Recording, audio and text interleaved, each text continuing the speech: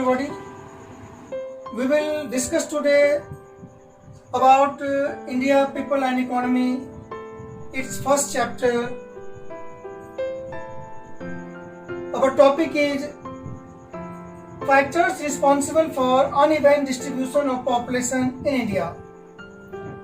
भारत में जनसंख्या वितरण को कौन कौन से फैक्टर अफेक्ट करते हैं उनके बारे में जानेंगे, बात करेंगे. First of all, we know that population distribution is influenced by many factors such as geographical, socio-economic, etc. हम सब जानते हैं कि जनसंख्या वितरण पर अनेक कारकों का प्रभाव पड़ता है. इसमें भौगोलिक, सांस्कृतिक, ऐतिहासिक, आर्थिक और अन्य बहुत सारे कारक हैं. हम सबके बारे में एक एक करके बात करेंगे. First of all we will discuss about geographical factor. सबसे पहले हम भौगोलिक कारक के बारे में बात करते हैं कि कैसे ये जनसंख्या वितरण को प्रभावित करती है अपने देश में. तो सबसे पहले जियोग्राफिकल में जो फर्स्ट फैक्टर है वो है क्लाइमेट, जलवायु. Climate is the most important factor that affects the distribution of population. दुनिया में सबसे ज्यादा क्लाइमेट ही पॉपुलेशन डिस्ट्रीब्यूशन को अफेक्ट करती है. आप देख सकते हो जिस हिस्से में क्लाइमेट अच्छा होता है, मॉडरेट होती है, वहाँ पॉपुलेशन ज्यादा होती है. जिस हिस्से में क्लाइमेट एक्सट्रीम होती है वहाँ की पॉपुलेशन कम होती है. इसको हम ऐसे लिख सकते हैं, climate is the main factor responsible for uneven distribution of population in India. Moderate climate region are more populous while extreme climatic region are less populous. अब इसको एक एग्जाम्पल के माध्यम से एक्सप्लेन करेंगे. हम देख सकते हैं इंडिया के नॉर्थ में यूपी, बिहार, पंजाब, हरियाणा, वेस्ट बंगाल, इन सब स्टेट में पॉपुलेशन ज्यादा है क्योंकि यहाँ पर क्लाइमेट अच्छी है. For example UP, Bihar, west Bengal etcetera are more populous due to best और moderate climate. On the other hand western Rajasthan, Ladakh, Himachal Pradesh, north east state are less populous due to extreme climate. Ladakh में, वेस्टर्न राजस्थान में, इन सब स्टेट में पॉपुलेशन कम है क्योंकि वहाँ की जो जलवायु है वो एक्सट्रीम है. या तो वहाँ सर्दी बहुत ज्यादा पड़ती है या फिर गर्मी बहुत ज्यादा पड़ती है. और इस प्रकार हम कह सकते हैं कि क्लाइमेट सबसे इंपॉर्टेंट फैक्टर है जो पॉपुलेशन डिस्ट्रीब्यूशन को इंडिया में अफेक्ट करता है. Now we will talk about next geographical factor that affect distribution of population in India, that is water, availability of water. अब हम दूसरे कारक की बात करते हैं जो जनसंख्या वितरण को प्रभावित करते हैं. वो कारक है जल की उपलब्धता. हम सब जानते हैं कि जल ही जीवन है. Water is life. We can not survive without water for a long time. अब बात करते हैं वाटर कहाँ कहाँ यूज होता है. तो water is used for drinking, bathing, irrigation, industry and so many other purposes. Water is essential for life. It is used for drinking, agriculture, industry, etc. It is the main factor responsible for uneven distribution of population in India. अब हम बात करते हैं examples की. River valleys are more populous while the areas having less water facility are less populous. हम देख सकते हैं इंडिया में जहाँ जहाँ रिवर हैं या लेक्स हैं वहाँ पॉपुलेशन ज्यादा है. जिस एरिया में जल का अभाव है वहाँ पॉपुलेशन कम है, जैसे कि वेस्टर्न राजस्थान, लद्दाख और अन्य क्षेत्रों में. Now we will discuss about next geographical factor that is responsible for uneven distribution of population, that is landform, भू आकृति.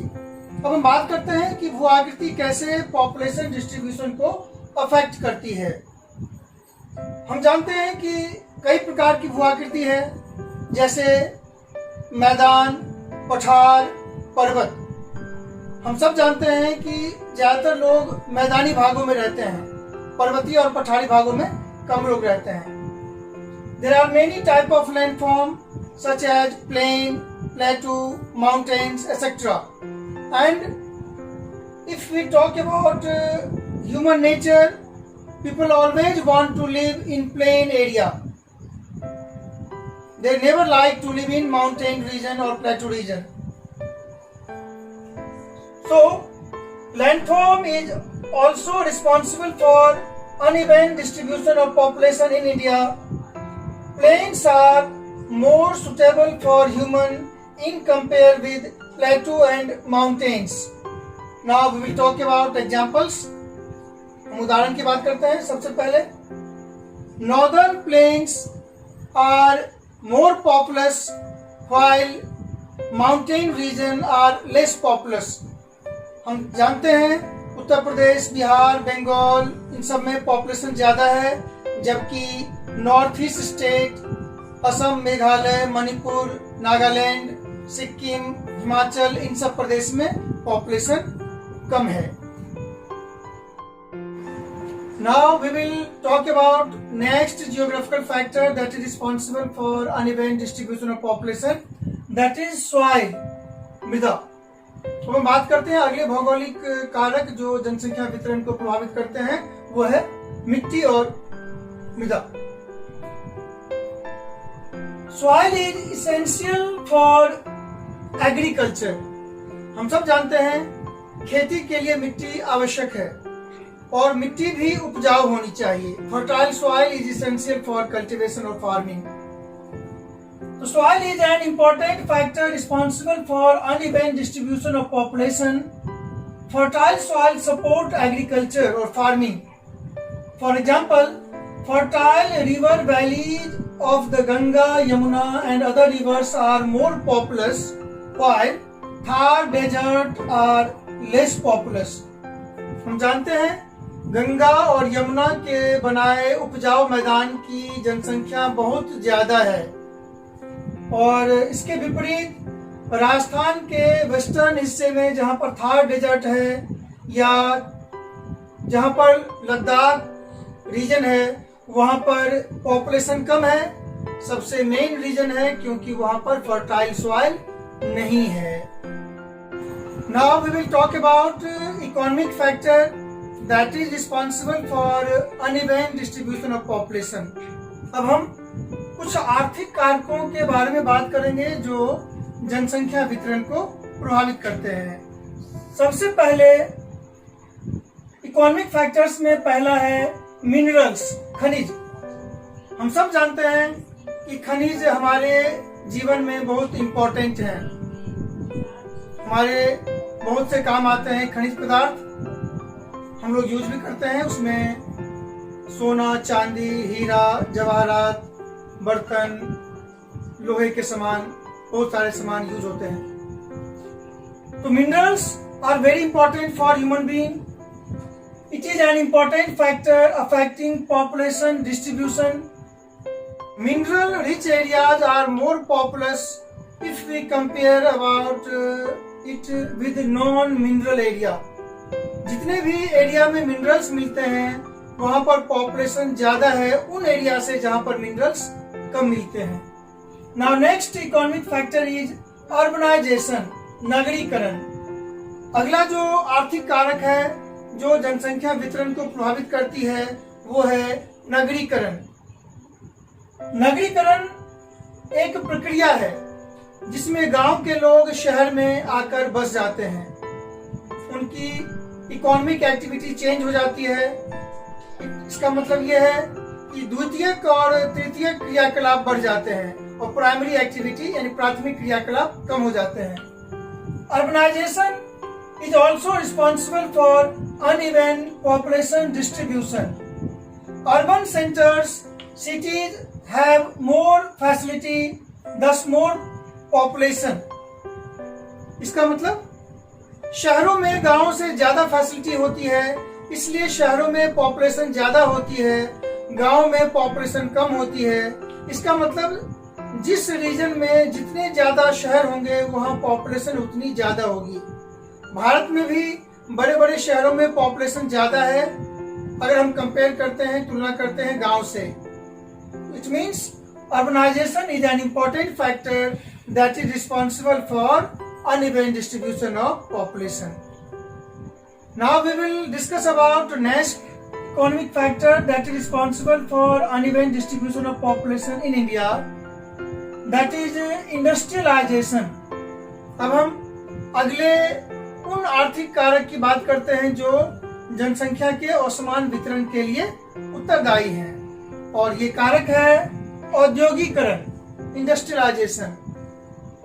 हम सब जानते हैं गांव के लोग शहर आते हैं नौकरी की तलाश में, अवसर की तलाश में। जहां उनको जॉब मिलता है वहीं पर वो रहते भी हैं। तो आप देख सकते हो कि इंडिया में जो बड़े बड़े शहर हैं जहां पर बड़े बड़े उद्योग लगाए गए, वहां पर ज्यादा लोग रहते हैं क्योंकि उनको इससे रोजगार की संभावना बनी रहती है, रोजगार मिलता है। तो we can say industrialization is an important factor responsible for uneven distribution of population in India. For example, there are concentration of more population in big industrial region. For example, Jamshedpur, Bokaro, Mumbai, Kolkata, Rourkela, Bhilai, etc. are more populous due to establishment of big industry. बड़े बड़े शहरों में खास तौर पर मुंबई, कोलकाता, भिलाई, जमशेदपुर, बोकारो में जनसंख्या ज्यादा है क्योंकि यहाँ पर बड़े बड़े उद्योग लगाए गए हैं। तो ये थे आर्थिक कारक जो जनसंख्या वितरण के लिए जिम्मेदार हैं, उत्तरदायी हैं। Now we will discuss about next factor that is responsible for uneven distribution of population. It is a third factor, social and cultural factor, सामाजिक एवं सांस्कृतिक कारक। अब हम ये जानने की कोशिश करते हैं कि सामाजिक और सांस्कृतिक कारक कैसे जनसंख्या वितरण को प्रभावित करती है। हम सब जानते हैं कि लोग, मानव ज्यादातर किसी ऐतिहासिक स्थल के पास रहना चाहते हैं। दिल्ली एक हिस्टोरिकल प्लेस भी है। लोग किसी मंदिर के आसपास रहना चाहते हैं। भारत में मथुरा, अयोध्या, वाराणसी, वैष्णो देवी, तिरुपति बालाजी, ये सारे ऐसे सेंटर हैं जहां पर मंदिर की वजह से ही पॉपुलेशन बढ़ गई। Social and cultural factors is also responsible for uneven distribution of population. For example, people like to live near historical places, temples, market, etc. लोग ज्यादातर ऐतिहासिक स्थल और मंदिरों के पास रहना चाहते हैं। तो ये थे वो फैक्टर जो जनसंख्या के असमान वितरण के लिए रिस्पॉन्सिबल हैं, उत्तरदायी हैं। आशा करता हूं हमारा ये वीडियो आपको पसंद आया होगा।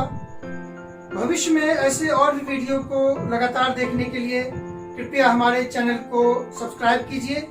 यह है हमारा सब्सक्राइब बटन, कृपया इसे टच करके सब्सक्राइब कीजिए।